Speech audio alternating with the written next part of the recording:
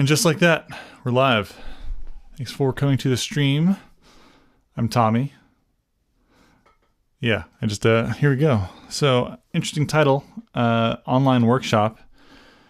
Something I've been thinking about for off and on for a little while. Let's get into this. By the way, this is the Laowa 9mm lens. While we wait for people to show up, let's do the pour.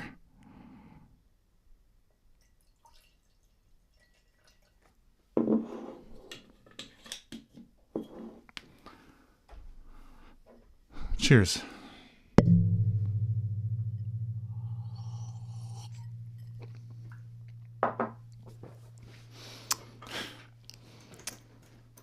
Wow, coming in hot, Jitendra Thakral. Definitely pronounced your name wrong. They say, no, you shouldn't. Let's go with some reasons why. ZX Flims says, yes, fellow filmmaker, thanks for showing up. Yes, I should. We had a conversation a little while ago. We talked about the idea, and we'll get into that a little bit in the stream a little bit later as well. First off, the lighting setup tonight, I wanted to have a really kind of bright outline going on behind me with a very dark, moody keyed face. So I went with the Aperture 60X. It is just kind of blasting my side there. It is powered with a V-mount battery. And over here we have the, I don't know, you can probably see it. Nope, you can't. Just the Aperture, the Falcon Eyes RX818, but it is angled down at me, kind of like from this angle. Just kind of giving me this nice outline, kind of a soft roll off onto the shoulders. And then I've got my LED wall behind me of a bunch of different panels that I've collected over the years, getting ready for a big showdown that I'll be doing at the end of April when I'm finished reviewing all the individual panels that need to be reviewed before I can do that showdown.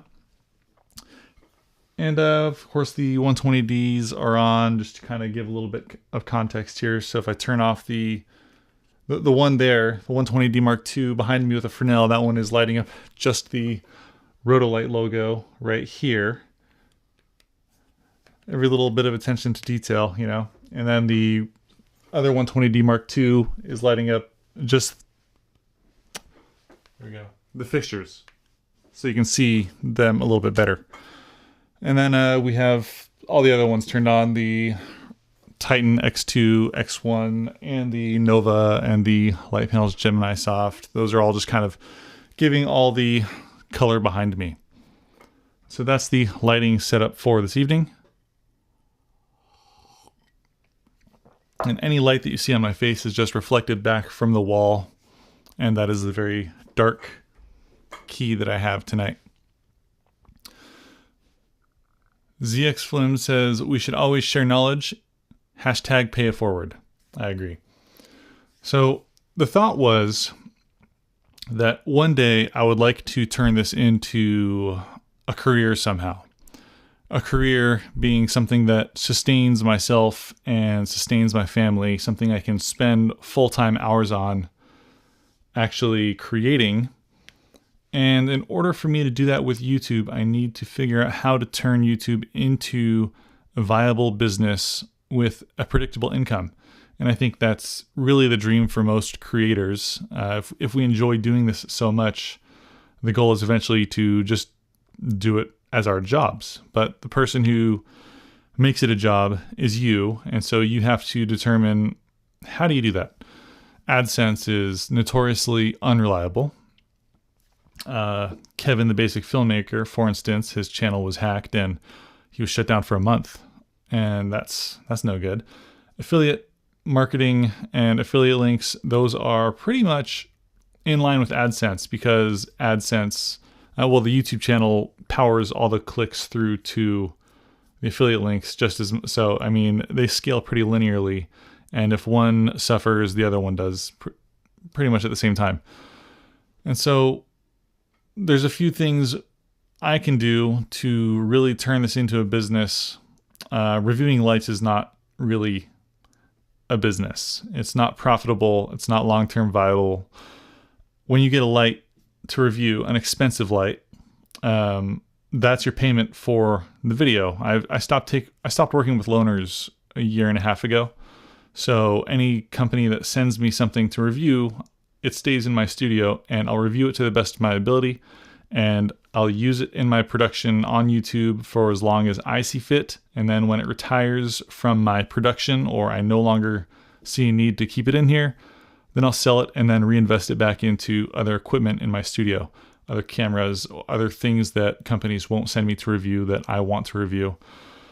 And so that is a self-sustaining content engine, but it's not a business. It's a hobby, and it doesn't put any cash in my pocket, although the channel itself does generate a decent amount of income in terms of cash flow going through the bank. It's, around a couple $1,000s a month, but all of that money goes directly back into the channel. Even the equipment, if there's a $3,000 light, which is not insignificant, when you're retiring a light from your studio, you don't sell it for retail price. People aren't looking to pay retail on a used light. In fact, people aren't even looking to buy lights that often because they either don't know the value of lights or they don't want a used one.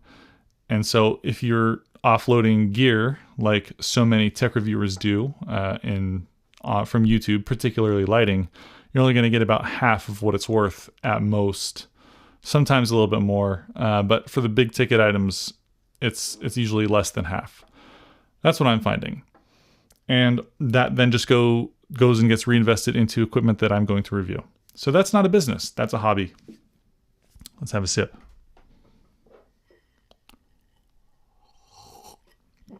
Thank you, Proper 403. It's going well. And thank you for the feedback. So I had a chat with fellow filmmaker who runs an excellent YouTube channel as well.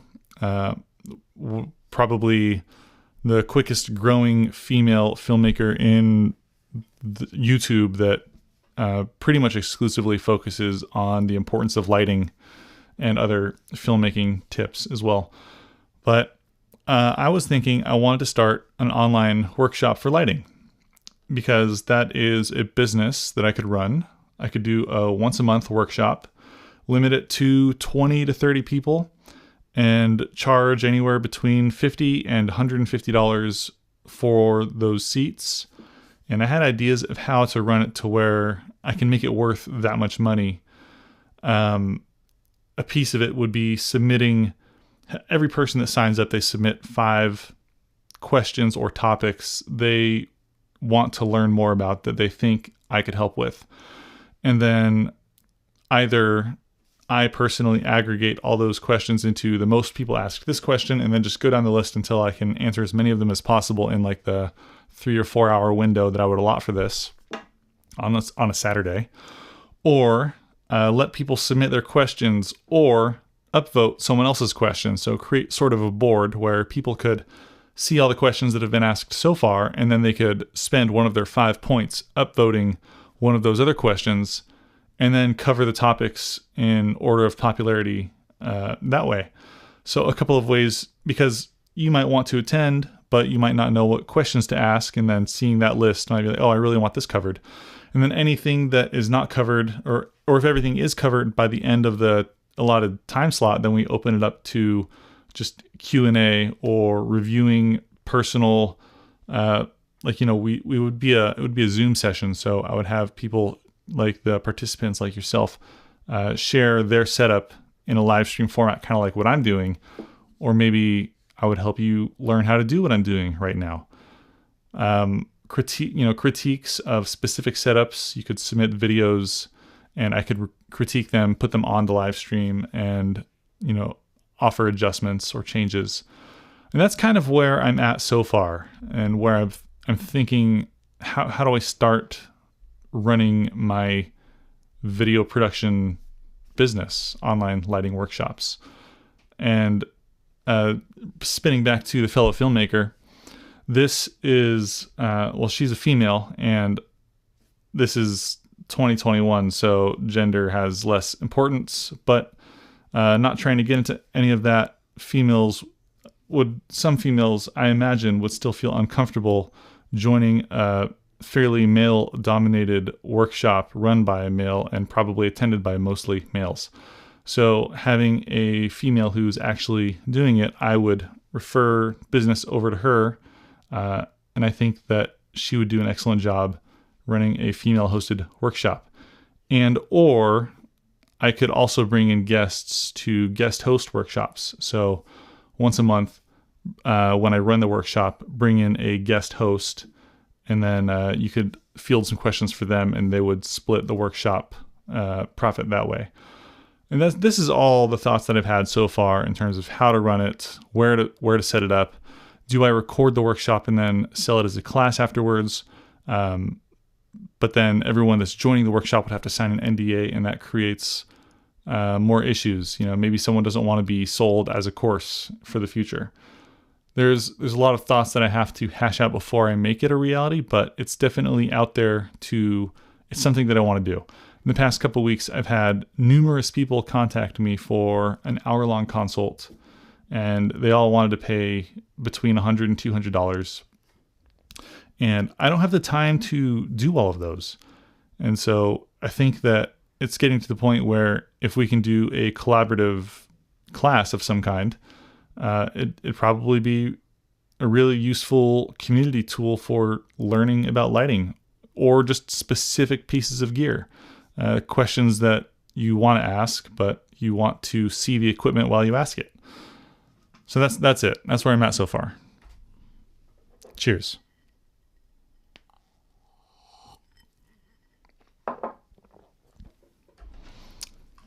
Capture Project 1 says, can you provide a link to that film producer that killing it on YouTube provide lighting tips?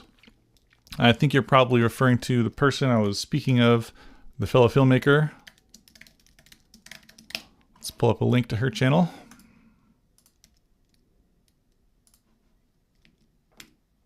Yeah, I'll pull that up.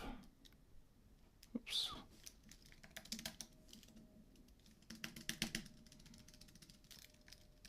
I can do this. I know how to use the internet.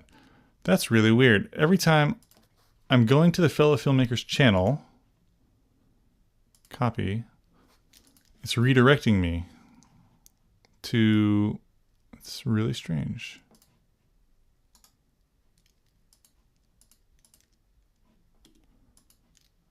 Let's see if this is redirecting you guys.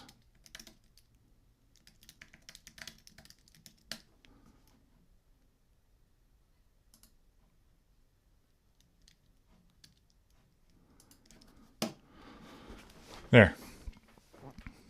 Let's see. Hey, my name is Jake, and it's been 3 months since I bought my last light. Oh, wait, you're in the wrong street. Yes, you are, Jake. Buy lights. Come on, man. He's trolling. He buys lights all the time. He knows how important they are. What do you guys think of this 9mm rectilinear lens from Laowa? So the interesting thing about this one is all the lines are straight.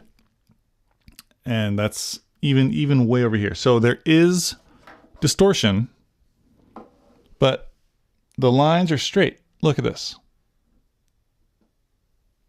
It's really hard to demonstrate that there's no curvature in the lines. Obviously you're going to get weird bends because it is 9mm, and I can touch this lens. It's 2 feet away from me, but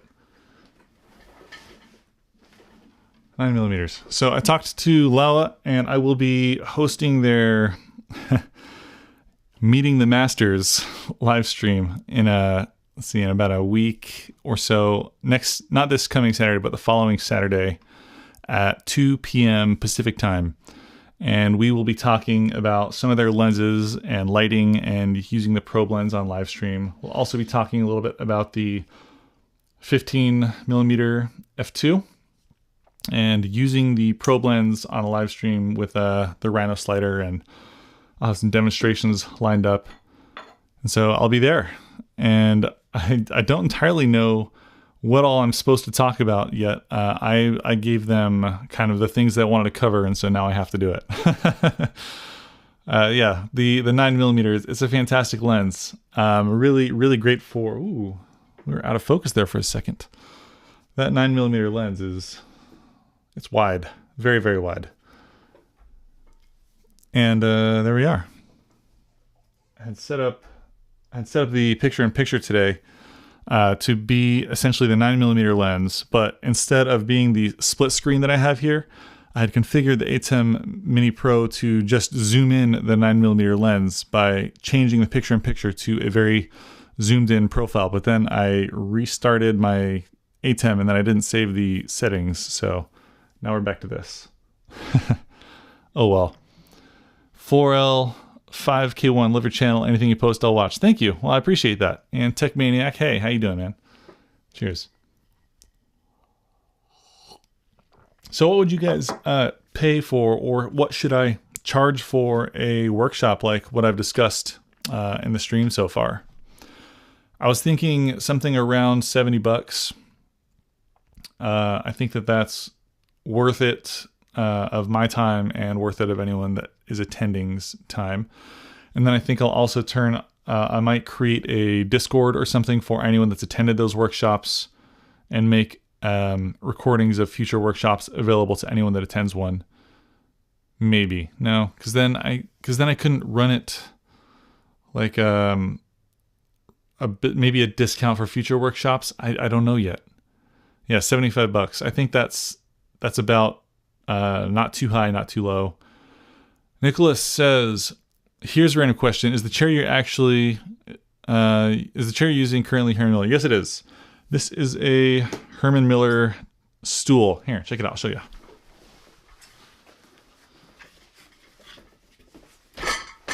It's really heavy, but it's a big stool. It's their drafting stool, and I got it because all the other drafting stools that I saw really sucked and they hurt my back, and they didn't have a big footrest. But the Herman Miller chair that I have has a really big footrest, and so I can sit on it with socks and it doesn't mess up my feet, because most of the other ones have this tiny thin little bar that digs into your heels and your feet when you use them. And my desk that I custom made, it's I made it presentation height. So if I go over to this angle here and I stand, it's just below my waistline, but it's just, so it's right there. It's perfect for standing at and using in videos. And with a drafting chair, it's perfect for sitting at, using it as a comfortable desk. And that's why my monitors and computer are all wall mounted over here. So it's all the perfect height. And I'm actually using the Aperture 300X case as my footrest, lodged between the two pillars of this desk. And I can show you that. I don't have a camera set up for that one, but I'll show you guys that next time. It's kind of funny. So the 300X is my footrest. I have so many lights. Proper 403 says, definitely create a Discord so your community can interact as well. Yeah, that's definitely going to be happening as soon as I start this whole workshop situation. Tech Maniac says, what are those lights in the background? Well, first off, what I've noticed is the A7S III is having a little trouble today focusing on my face, and I don't know why that is. I wonder if I have the settings all messed up. Who knows? Maybe it's not as good as we thought. Bummer. I don't know. So this is the Rotolite Titan X1. This is the Rotolite Titan X2. This is the Aperture Nova. And then down here, it's not turned on, but we have the Lupo Super Panel Full Color 30. And then if we pan over a little bit, where is it? There we are. Here we are. This little blown out piece, that is the Aperture 60X. And that's what's giving me this nice kind of backlight over here. Yeah, that's it. Michael Tobin, thanks for showing up. I like your content a lot. You're fantastic. Everybody should go watch his videos. He is a fantastic filmmaker. Hey man, not sure the context of the room, but based on the title, I say hell yeah, you of all people should do one. Well, thank you, man. I really appreciate that, especially coming from you. Everybody should go subscribe to him right away. I watch all your videos. I'm not a fanboy, but I'll give you those thumbs up. Maybe I'm a fanboy. I don't know. Tech Maniac, cool. Bu Burchell says, hi, Tommy. I love the look you create. Are you using any filters on your lenses? Thanks for your excellent videos. I really appreciate that. Thank you. No filters, just bare lenses. Yeah, I don't put anything in front of the glass. I used to always put those super protective filters, the UV filters and everything in front of the glass because I didn't want it to get scratched up. But then, if you spend so much money on a lens, then you just put more glass in front of it and you are slightly deteriorating the image quality. What's the point of even having the lens? Just buy a cheap lens at that point. So I don't use lenses, filters in front of my lenses anymore. It's just all lighting. Nicholas says, nice Herman Miller, makes some good stuff. Sounds like quite a solid setup. I like it a lot. If you sit in your chair for 8 hours a day, you should invest in a good one. 8 to 12 hours sometimes. Michael Tobin says, you still using the mixed panel 150 at all?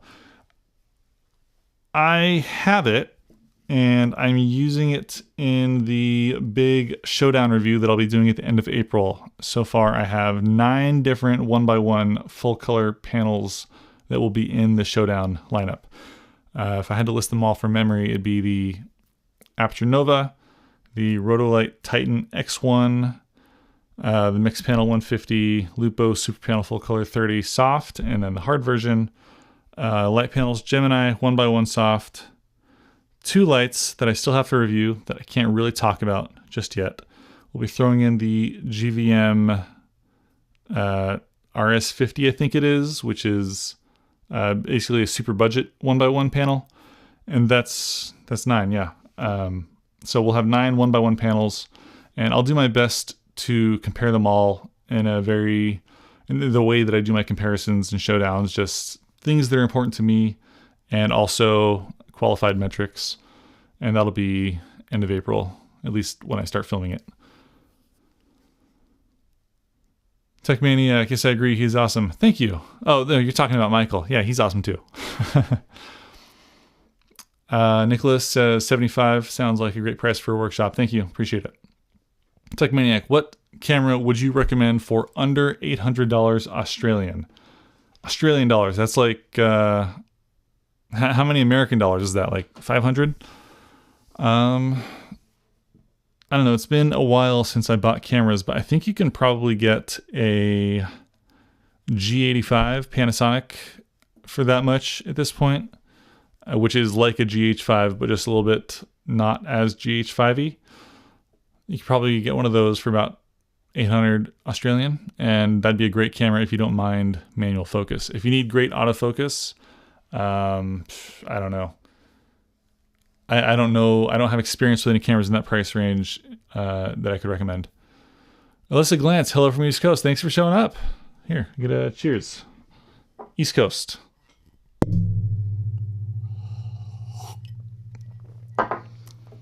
I'm not on the East Coast, by the way, but I was cheersing you for being here on the East Coast because it's really late over there. Ian Brightman, who also has a new YouTube channel. You guys should go subscribe. He's doing film reviews, and I think the latest one he did was on F1. Correct me if I'm wrong, Ian. You should totally just use the new Lume Cube ring light from now on. That's right. I should just use ring lights and do TikTok dances. I think that I should do a workshop on how to light TikTok dances. That would probably do significantly better than anything that I'm trying to do. Tech Maniac, favorite tech tuber? That's a tough one. I like Geraldine Dunn. If we're going to tech tubers, I consider him a friend, and he's extremely technical. So, in fact, he's about as technical as it gets. And I think that that's probably everyone's favorite tech tuber. If I had to go for favorite smaller tech tubers, I'm going to go with fellow filmmaker, female filmmaker. And I talked about her a little bit in the beginning of the stream.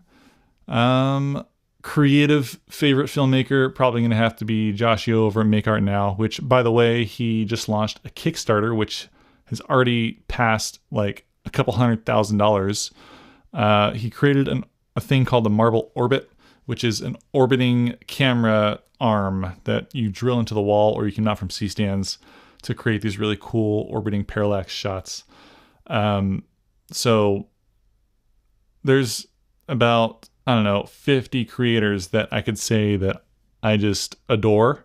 So, I can't start listing all of them. Otherwise it'll just be a live stream of me listing all of my favorite YouTube creators from memory, which is going to be impossible to do. But I guess that's a good start. If you want pictures of glaciers, of course, go check out Jake Sloan. Because he lives in Alaska and he fights polar bears with cameras. Alyssa Glance. Oh gosh, I've got a mug of tea. Wish I was taking a shot. Yeah, you don't have to drink to participate in the streams. I drink though.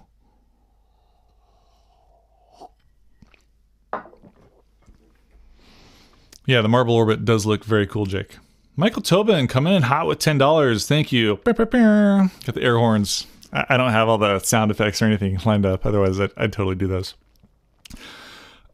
Whether it's for a COB panel or any sort of light, what is your favorite light modifier and why?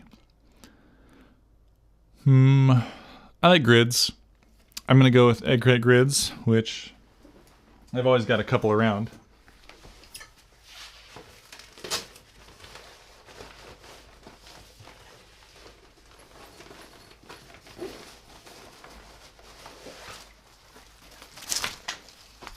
DOP choice egg crate grids in particular are my favorite modifiers because one, the quality is, it's top notch. It is these things are made of like super durable material that just will never fall apart. I've had one on the Lupo Full Color 30 that has been like, I literally just lay the panel down flat on the modifier and these things act as a cushion. So you can set it down on hard surfaces and like little rocks or pebbles or imperfections on your surface won't scratch up your light. And so one, it acts as a protective thing for the front of your light. Two, it creates, for your soft lights, these things will turn it into a directional soft light. And when you want to put them away, they just snap and fold into this tiny little size. It's like, these are by far, these snap grids from DOP Choice are my favorite modifiers, and anyone that's ever used one of these will probably understand why. So they're a little bit expensive. They range from about 150 to like, I don't know, the bigger ones for like the larger fixtures can be like over $500. But you'll only ever buy these one time. Antech Maniac coming in hot with a sticker. Cool. Thank you for the $4, man. I appreciate that. You don't need to donate to watch my videos, but I will take your money and I appreciate it. Proper 403. Do we get a denim shirt with the Orbit? If you go from my stream and purchase or support Orbit, I will tell Josh specifically for your order to include a denim shirt, and he'll probably do it. If not, if you go support it, and I'll send you a denim shirt if you support his project. It's those shirts aren't cheap, by the way, either. They're like $50. I think he probably buys them in bulk or something, but Spruce Tower. I'm serious, by the way. If you go support his project right now from this stream, the Orbit, and you buy one, I will buy you and send you a denim shirt. But only if you do it while live on the stream, because if this video gets linked, later by him, and then I have to spend $10,000 on shirts, then I'm not doing that. It's just right now for the people that are watching. Spruce Tower says, looking for recommendations for a great key light that doesn't make any fan noise that I can place in a pretty tight space using mostly for Zoom and some YouTube streams. Well, what is your budget? Yeah, let's start with what's your budget, Spruce Tower. Then we'll go from there for a quiet key light. Ian the Brightman says, Jake Sloan, you're cooler. And 100D with light dome mini 2. Ian works for Aperture, so he knows about lights, but he's going to recommend aperture products, which is not a bad thing. They're good products, especially the 100D if you're on a budget. I will agree with him. That is a solid piece. But if you're in a very tight space, I might lean towards something more in the panel side. But let's figure out the budget first, and then we'll go from there. Jake Sloan says, ha ha ha, I do not fight polar bears. I fight grizzly bears. Polar bears are too far north. Yeah, I don't believe you. You fight polar bears. Spruce Tower says, thanks. And again, back with the $4 sticker. Thanks again, Take Maniac. Jake Sloan says, I don't know about that. Ian the Brightman, colder, definitely cooler. I think I'm trying to read these comments in their own conversation, and it's confusing. Michael Tobin, that looks awesome. I'll check them out. I've just now started falling in love with grids. I'd agree they do seem the most for me. Yeah, the one thing about grids, maybe I can show you. Yeah, no, this shot has them. So I have barn doors on all my lights right now because they look better in this setting, right? As a background fixture, if I'm trying to talk about lights and make interesting videos like, oh, this guy knows about lights.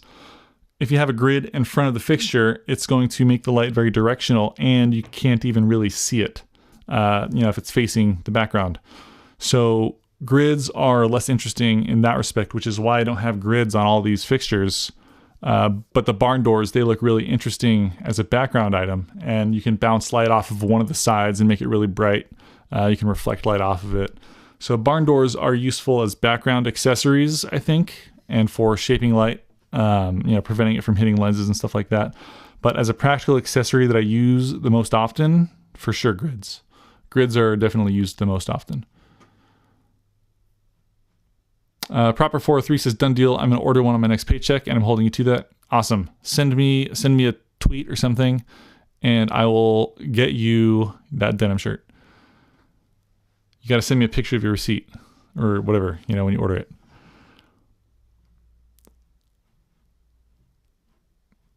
Let's see, we got Nils Code, so late. Hey, thanks for showing up, man. Haven't seen you in a little while. I guess the time change probably affected some people. I think that America's time change doesn't coincide with the rest of the world's time change.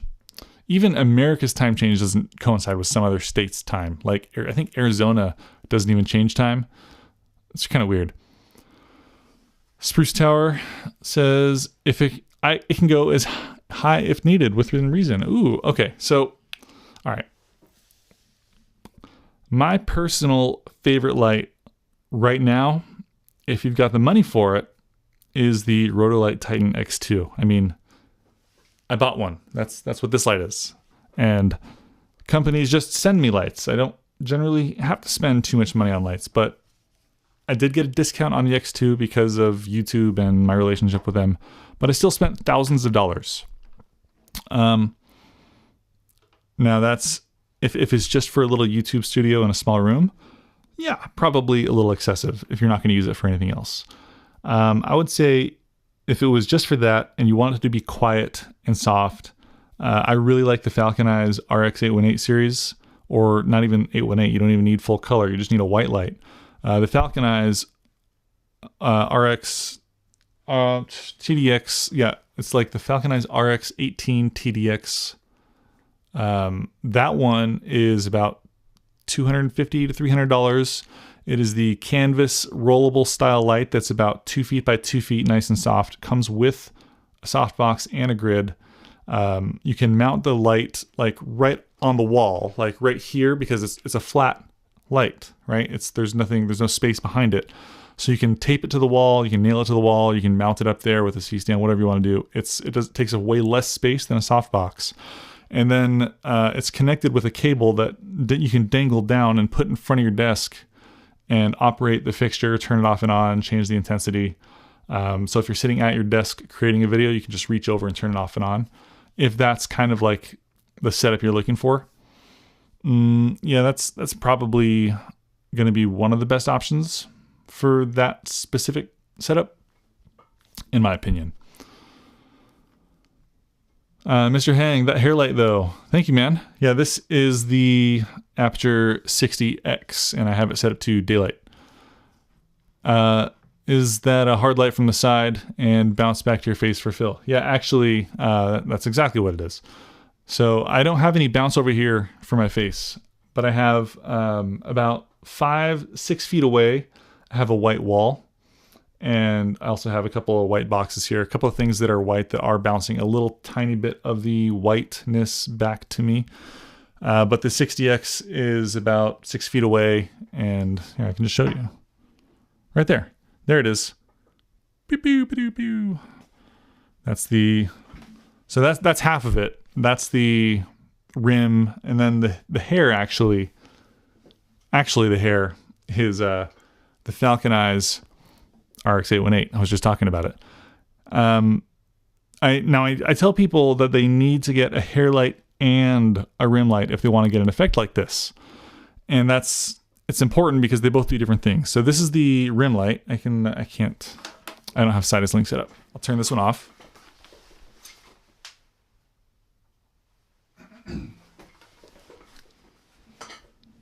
So the hair light is a different light, and a lot of people don't understand that.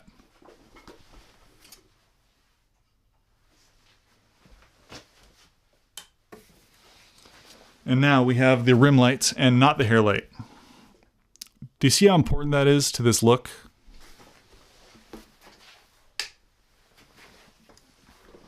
A hair light must light up your hair. It's not just a rim light. They're very different intentional lights. And that's something that I want to get through in these workshops that I want to host, is to get at least to get looks like this. What I'm doing, everything that you're lighting in front of your camera needs to be lit with intention. You need to select everything that you want to be lit and then light it. You can't just turn a light on and then hope for the best. It's not going to look... I mean, you can get lucky. People do get lucky. But there's so much work and effort that goes into having a well-lit scene or a well-lit video, especially if you're rearranging your studio every time. If you want 100% of your videos to look good when you hit record, then you need to learn how to light with intention. And that's one reason I black out most of the windows in my videos. And I have a huge backdrop covering one of the main windows, and then I mainly do most of my videos at night, just in case any sunlight is lurking through the blinds over there. I want to light with intention, and I don't want sunlight to muddy up my situation. If I work a little bit or think about a lighting scenario that I want to set up for a video, and I have some lights already kind of set up, then I don't want to have to rearrange them every time I hit record, because I don't have time for that. It's, time is my only resource it's only anyone's only resource. You've only got so much of it. And if I don't have enough time at the end of the day, I'm not going to make a video. So light with intention. I guess that's my perspective. Grids are fantastic. Love grids on my light dome too. Yeah, I've got 2 grids on right now. One on the 120D Mark II Light Dome SE, and then another one on the Falcon Eyes RX818. Nils says, true, but I'm still in Oregon at DST, Daylight Savings Time. Nice. Capture Project 1 says $620 US. Is that your budget for lighting, or is that what I should charge for the workshop? I don't, there's a lot of comments. I lost track where that one is. Vibhu Jaiswal, I think I pronounced that super wrong, but hello, Tommy. Is that the DDS Mic 2 or the Sennheiser MKH416? Neither, actually. This is the Synco Mic D2, I think. What I found is with the wind foam off, it has a very similar sound profile to the MKH416, and it's similar enough to where when live streaming with it, it doesn't even really make a difference because I can't process the audio in post anyways. But with the windscreen on, it sounds really muddy and awful. So I only use this one for live streams. But for all of my produced content, I use the MKH416, and I process all the audio with my Adobe Audition preset. And that's my audio setup. Mr. Hang says, I'm totally lusting for 60X or 60D for my home studio. Get one. They're awesome. It is the best portable, just stick it anywhere hair light. And I think I've talked about that in the video that I did on them. Spruce Tower says, great suggestion on the light. If you do an online workshop I'm in, 75 is super reasonable. Thanks. Hell yeah. Thank you. I think that I'm going to start a mailing list. And I'll tweet about it. So follow me on Twitter at TG Callaway. I am going to limit it to between 20 and 30 people, and I'll send out an email blast to anyone that is on that email list. I guess you can just send me a DM with your email, and I'll add you to the email list. And then it's going to be first come, first serve. I'm not going to overbook because I think I'm not Spirit Airlines. So I'm not trying to kick anyone out. And I want anyone that's paid and attending to be able to get the value and the time they deserve. So that's how I'm going to run it. And then, I'll just do one a month. That way, if you miss one, or if it's booked out, then we'll do another one the following month and you can be on that one.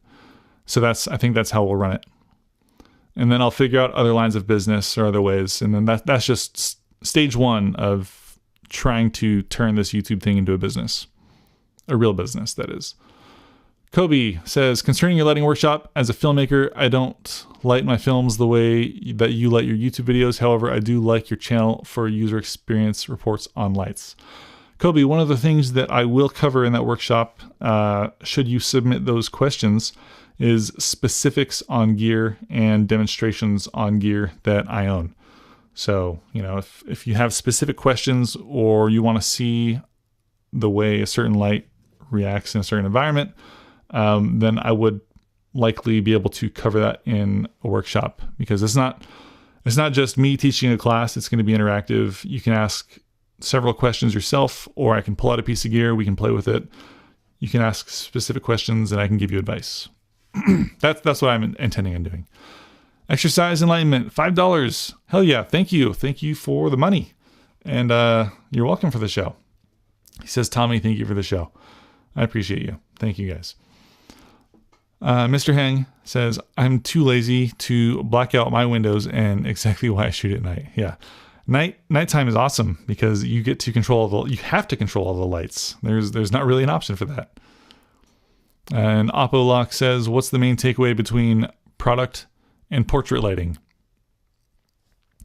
Well, with product lighting, there's no person. I don't know. I find that when I'm lighting products, I have to use a little bit more intensity because a lot of times there's no skin tones or red hues, and you can get away with more dramatic RGB stuff. But when you're using the dramatic RGB stuff with a portrait, it seems much more like it's changing the color or the texture of whatever you're trying to light.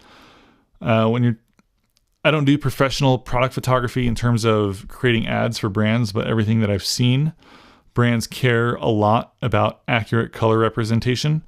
And so you want to, again, light with intention, but also make sure that, you're not changing the way the product looks.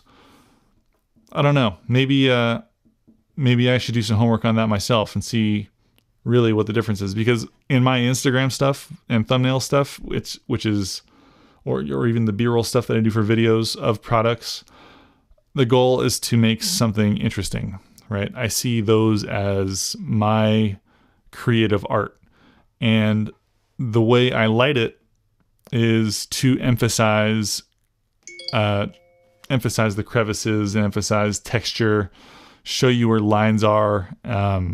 If there's a smooth surface, I want to use a large soft light to show that it's smooth. For me, I guess with products, a lot of it is about trying to highlight the texture of the product. If there's a lot of jagged lines and things like that, then I want to use a hard light to show that those lines are jagged. And then everything else is just my own creativity and creative input in terms of what colors to use and what environment to put the product in. Fortunately for me, I have a YouTube studio, so taking a picture of a light around a bunch of other lights that are, for example, turned off is easy because I have those lights to use as props.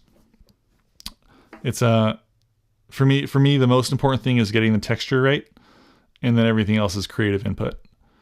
I guess for portraits, accurate skin tones are super important. But if you have an actor, and I saw someone else use this example, Danny Trejo, right? He's got this really interesting texture on his face. So you would want to light him with a hard light to emphasize those textures. But I don't know if that's a film thing or if that's a portrait thing, but sometimes people that have interesting textures want to highlight those textures. If you're trying to get a photograph of an old man, you want to use hard light with hard shadows to show that he's old. Because if you give him a beautiful, 6 foot, a 6x6 or something, and you have this awesome soft light, he's going to look really, not as old as he is. And so what are you trying to take a picture of? Is it just a beauty portrait to make him look good? Then yeah, probably use soft light. People don't like to look super old. It's, I guess is the goal to have a portrait that you're going to put in a family album of some kind, or for Facebook, or for a resume, or for a headshot of a portfolio.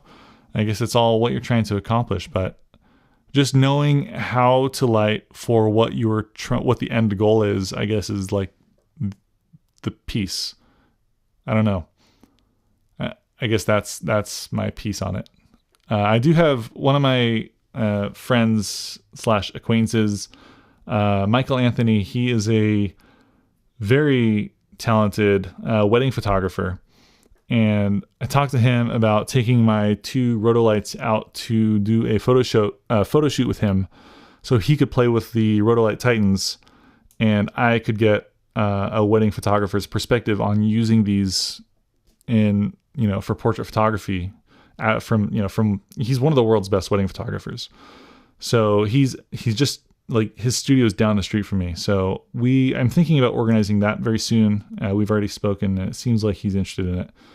So maybe I can get his input on how he feels on between photography for portraits and for products. I think that would be really fun. Ron Garrett says, I worked with Tommy on a project and he's badass. Highly recommend his workshop. Well, thank you, Ron. Appreciate that. You're awesome, by the way. Jake Sloan, the workshop is a great idea. Looking forward to hearing more about it. Thank you everyone for your kind words on that. Michael Tobin says, product versus portrait to me is a material difference. Metal is very different from glass, which is different from skin. Yeah, I think that's a really good way to put it. I was saying textures. I think materials is another one, because if a material is translucent, it's not so much the texture as it is the material. Good point. Capture Project 1 says, Falcon Eyes RX24 TDX Mark II, $620. Yeah, that one's pretty big. That's pretty expensive. So there's the RX24 and then there's the RX18 TDX. If you don't get the Mark II, then it's plenty large for what you're trying to do, and it's only like $300. So it's like less than half that.